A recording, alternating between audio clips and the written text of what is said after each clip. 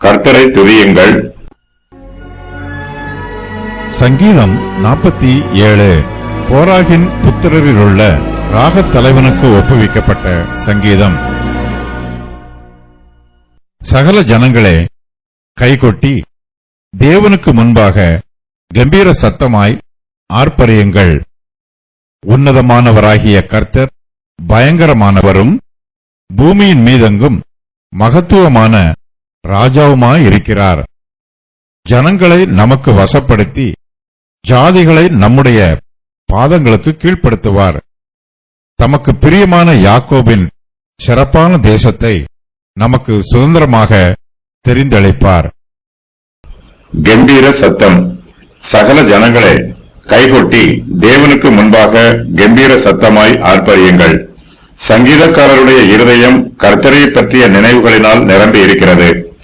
கர்த்தர் பெரியவர், அவர் மகத்துவமானவர், அவர் பயங்கரமான காரியங்களை செய்கிறவர். கர்த்தருடைய பிள்ளைகள் எல்லோரும் கர்த்தர் செய்கிற நன்மைகளை நினைத்து அவரை நன்றியோடு துதிக்க வேண்டும். கர்த்தரை எல்லோருமே துதிக்க வேண்டும். சகல ஜனங்களும் கர்த்தரை துதிக்க வேண்டும் என்று சங்கீதக்காரர் சொல்லுகிறார். சகல ஜனங்களில் விசேஷமாய் இஸ்ரவேல் ஜனங்கள் எல்லோரும் கர்த்தரை துதிக்க வேண்டும். கர்த்தருடைய சபையில் ரட்சிக்கப்பட்ட யூதரும் ரட்சிக்கப்பட்ட பிரஜாதியாரும் கூட்டி சேர்க்கப்பட்டிருக்கிறார்கள். இவர்கள் எல்லோருமே கர்த்தரை துதிக்க வேண்டும் என்று சங்கீதக்காரர் தீர்க்க தரிசனமாய் சொல்லுகிறார். முழங்கால் யாவும் கர்த்தருக்கு முன்பாக முடங்கும், நாவு யாவும் தேவனை அறிக்கை பண்ணும். புறஜாதிகளே, எல்லோரும் கர்த்தரை துதியுங்கள், ஜனங்கள் எல்லோரும் அவரை புகழுங்கள். ரோமர் 15:11. கர்த்தரை துதிக்கும் போது நாம் என்ன செய்ய வேண்டும் என்று சங்கீதக்காரர் விவரமாய் சொல்லுகிறார். நாம் கைகொட்டி ஆர்ப்பரிக்க வேண்டும். நாம் கர்த்தரை துதிக்கும் போது நம்முடைய துதியை நமது இருதயத்திற்குள் அடக்கி வைத்துக் கொள்ளக்கூடாது. நம்முடைய ஸ்தோத்திர பலிகளை நமது மனதிற்குள் பூட்டி வைத்துக் கொள்ளக்கூடாது. கர்த்தருக்கு முன்பாக கம்பீர சத்தமாய் ஆர்ப்பரிக்க வேண்டும். நாம் கம்பீர சத்தமாய் ஆர்ப்பரித்தால்தான் கர்த்தருடைய செவிகளில் நாம் ஆர்ப்பரிப்பது கேட்கும் என்பது பொருள் அல்ல. நாம் ஆர்ப்பரிப்பதை ஜனங்கள் கேட்க வேண்டும்.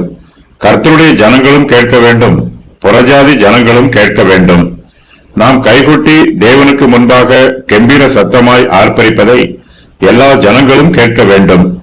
அப்போது அவர்களும் நம்மோடு கூட சேர்ந்து கர்த்தரை துதிப்பார்கள். கர்த்தர் செய்த நன்மைகளையும் பலத்த கிரியைகளையும் நினைவு கூர்ந்து சகல ஜனங்களும் தேவனுக்கு முன்பாக கம்பீர சத்தமாய் ஆர்ப்பரிப்பார்கள். கம்பீர சத்தமாய் ஆர்ப்பரிப்பதற்கு எடுத்துக்காட்டுகள். இஸ்ரவேலர்கள் பொன் கன்றுக்குட்டியை ஆரவாரம் பண்ணி வாங்கினார்கள். கர்த்தருடைய சந்நிதியில் இருந்து அக்கினி புறப்பட்டது. இஸ்ரவேலர்கள் அதை கண்டபோது ஆரவாரித்தனர். எரிகோவின் அலங்கம் இடிந்து விழும்போது ஜனங்கள் ஆரவாரித்தார்கள். கர்த்தருடைய உடன்படிக்கை பெட்டி பாளையத்திலே வருகிற போது இஸ்ரவேலர் எல்லோரும் பூமி அதிரத்தக்கதாக மகா ஆர்ப்பரிப்பாய் சத்தமிட்டார்கள். சவுல் ராஜாவாக தெரிந்து கொண்டதும் ஜனங்கள் எல்லாம் ஆர்ப்பரித்தார்கள். யுத்தத்தில் யூத மனுஷர்கள் ஆர்ப்பரித்தார்கள். ஜனங்கள் எல்லோரும் கர்த்தருடைய ஆலயத்தின் அஸ்திவாரம் போடப்படுகிறது நிமித்தம் மகா கம்பீரமாய் ஆரவாரித்தார்கள். கம்பீர சத்தமாய் ஆர்ப்பரித்து கர்த்தரை துதிக்க வேண்டும் என்பதற்கு காரணங்கள். சகல ஜனங்களே, கைகொட்டி தேவனுக்கு முன்பாக கம்பீர சத்தமாய் ஆர்ப்பரியுங்கள். கர்த்தர் உன்னதமானவர், பயங்கரமானவர், பூமியின் மீதெங்கும் மகத்துவமான ராஜாவுமாய் இருக்கிறார். ஜனங்களை நமக்கு வசப்படுத்தினார், ஜாதிகளை நம்முடைய பாதங்களுக்கு கீழ்ப்படுத்துவார். சிறப்பான தேசத்தை நமக்கு சுதந்திரமாக தெரிந்தளிப்பார். தேவன் ஆர்ப்பரிப்போடும் கர்த்தர் எக்கால சத்தத்தோடும் உயர எழுந்தருளினார். மகத்துவமான ராஜா, உன்னதமானவராகிய கர்த்தர் பயங்கரமானவரும் பூமியின் மீதெங்கும் மகத்துவமான ராஜாவுமாய் இருக்கிறார். நாம் கர்த்தரை ஆவியோடும் துதிக்க வேண்டும், கருத்தோடும் துதிக்க வேண்டும். கர்த்தர் உன்னதமானவர், அவர் பயங்கரமானவர். கர்த்தரே பூமியின் மீதெங்கும் மகத்துவமான ராஜாவாக இருக்கிறார். கர்த்தர் தம்முடைய ஜனங்களை விசேஷித்த வகையில் பாதுகாத்து பராமரிக்கிறார். இதுவரையிலும் பாதுகாத்தவர் இனிமேலும் பாதுகாப்பார். இஸ்ரவேல் ஜனங்கள் எகிப்து தேசத்தில் அடிமைகளாக இருந்தார்கள். கர்த்தர் அவர்களை எகிப்தில் இருந்து விடுதலை செய்து கானான் தேசத்திற்கு அழைத்துக் கொண்டு வந்து அங்கே அவர்களை ஒரு தேசமாக ஸ்தாபித்தார். இஸ்ரவேல் ஜனங்கள் இந்நாள் வரையிலும் கர்த்தரால் பாதுகாக்கப்படுகிறார்கள். அவர்கள் தொடர்ந்து இஸ்ரவேல் தேசமாக இந்நாள் வரையிலும் நிலைத்திருக்கிறார்கள். மேசியாவின் ராஜ்யம் இந்த பூமியின் மீதெங்கும் ஸ்தாபிக்கப்படும். யூதருடைய தேசம் மாத்திரமே கர்த்தருடைய தேசம் என்று நாம் மட்டுப்படுத்த முடியாது. கர்த்தருடைய தேசம் இந்த உலகம் முழுவதிலும் ஸ்தாபிக்கப்பட்டிருக்கும். கர்த்தராகிய இயேசு கிறிஸ்து புறஜாதியாரை தமக்கு கீழ்ப்படுத்துவார். யூதரோடு புறஜாதியாரும் ரட்சிக்கப்படுவார்கள். இயேசு கிறிஸ்துவனுடைய ராஜ்யத்தின் எல்லை இந்த பூமியின் மீதெங்கும் விஸ்தாரமாய் பரவியிருக்கும். சுதந்திரம். ஜனங்களை நமக்கு வசப்படுத்தி ஜாதிகளை நம்முடைய பாதங்களுக்கு கீழ்ப்படுத்துவார்.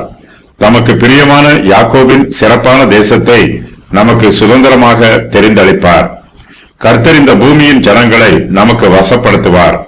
இந்த பூமியின் ஜாதிகளை நம்முடைய பாதங்களுக்கு கீழ்ப்படுத்துவார். இந்த வாக்கியத்திற்கு கர்த்தர் ஜனங்களை தம்முடைய தொழுவத்திற்கு ஆடுகளைப் போல அழைத்து வருவார் என்று பொருள்.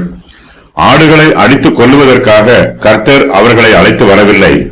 கர்த்தர் ஆடுகளை பாதுகாத்து பராமரிக்கிறார். கர்த்தர் நமக்கு சிறப்பான தேசத்தை சுதந்திரமாக தெரிந்தளிப்பார்.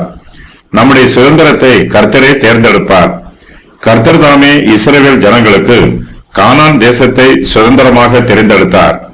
கர்த்தர் தாமே அந்த தேசத்திற்கு வேவுகாரராக சென்று அந்த தேசம் தம்முடைய பிள்ளைகளுக்கு சுதந்திரமாக கொடுக்கப்பட வேண்டிய நலமான தேசம் என்பதை தீர்மானித்தார். உன்னதமானவர் ஜாதிகளுக்கு சுதந்திரங்களை பங்கிட்டு ஆதாமின் புத்திரரை வெவ்வேறாய் பிரித்த காலத்தில் இஸ்ரவேல் புத்திரருடைய தொகைக்கு தக்கதாய் சர்வ ஜனங்களின் எல்லைகளை திட்டம் பண்ணினார். உபாகமம் 32:8. கர்த்தர் கானான் தேசத்தை சுதந்திரமாக தெரிந்தெடுத்து அந்த தேசத்திலே தம்முடைய மேன்மையை ஸ்தாபிக்கிறார். கர்த்தருடைய மகத்துவமே யாக்கோபின் மேன்மை. கானான் தேசமே யாக்கோபின் சிறப்பான தேசம். இந்த தேசமே கர்த்தருக்கு பிரியமான தேசம்.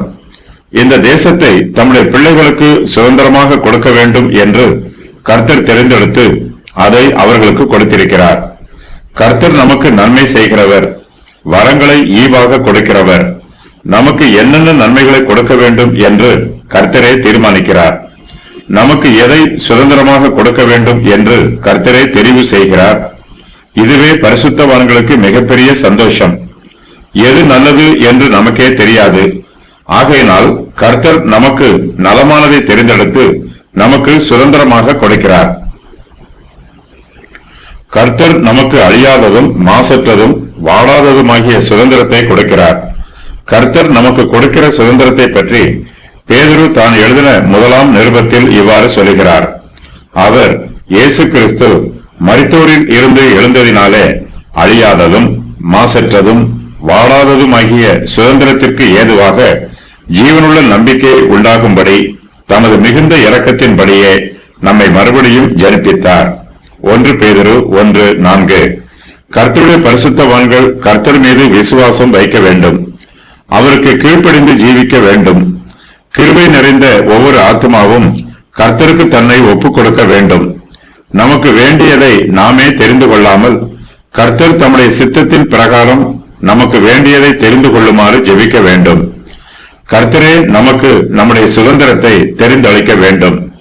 நமக்கு நன்மையானது எது என்று கர்த்தருக்குத்தான் நன்றாக தெரியும். நம்முடைய சித்தம் நிறைவேற வேண்டும் என்று விரும்புவதற்கு பதிலாக தேவனுடைய சித்தத்திற்கு நம்மை ஒப்புக் கொடுக்க வேண்டும். தேவனுடைய சித்தத்தை நம்முடைய சித்தமாக நம்முடைய ஜீவியத்திலே ஏற்றுக்கொண்டு அங்கீகரிக்க வேண்டும்.